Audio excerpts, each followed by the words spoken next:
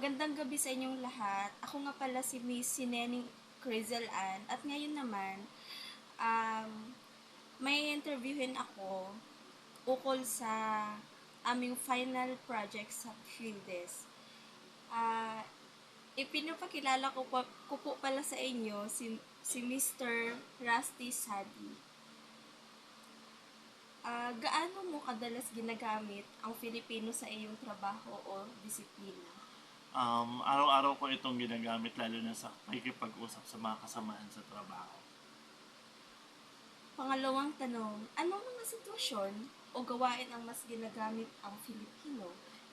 Mas ginagamit namin ng Filipino sa mga meetings, sa pagpapaliwanag sa mga task namin, sa mga kliyenteng lokal. Pangatlong tanong, ano ang kahalagahan ng paggamit sa Filipino sa iyong disiplina? Nakakatulong ito para sa mas malinaw na komunikasyon at mas madaling pagkakaintindihan. Pang-apat naman na tanong, ano ang mga hamon sa paggamit ng Filipino sa trabaho o akademya? Minsan, kulang ang mga technical na salita o mas sanay sila sa iba, lalo na sa English.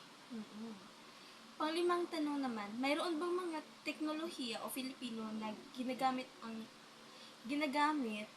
ninyo sa araw-araw? Oo, lalo na sa mga simpleng term na mas madaling maintindihan ng lahat. Pang-anim na tanong, paano nakakatulong ang paggamit ng Filipino sa pakikipag-ugnayan sa kasamahan o kliyente? Mas nagiging komportable at open ang usapan kapag Filipino ang gamit. Magaling. Pang-7, sa inyong opinion, dapat bang mas palawagin ang paggamit ng Filipino sa inyong disiplina? Bakit? Oo, para mas inclusive at mas maraming makakaintindi na lokal na konteksto nito. Pangwalong tanong, ano ang mga paraan upang mas mapadali o mapabuti ang paggamit ng Filipino sa inyong larangan? Magbigay ng training at gumawa ng mas maraming Filipino-based na materials. Okay. Mo. Pang-9, nakakaranas ba kayo ng kalituhan kapag gumagamit ng Filipino sa technical o akademikong konteksto? Paano ninyo ito hinaharap?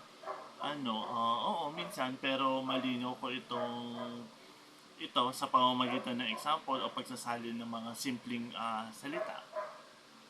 Last, at pang-10 tanong, maaari bang ibahagi ang isang halimbawa kung saan ang paggamit ng Filipino ay nakakatulong sa pag-unawa o paglutas ng isang problema?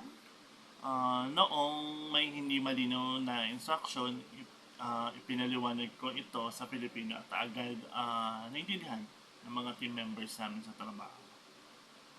Ayun. Okay, maraming salamat po at sa iyong oras na binigay para sa interview. Yun lamang po. Thank you. Thank you po. Maraming salamat.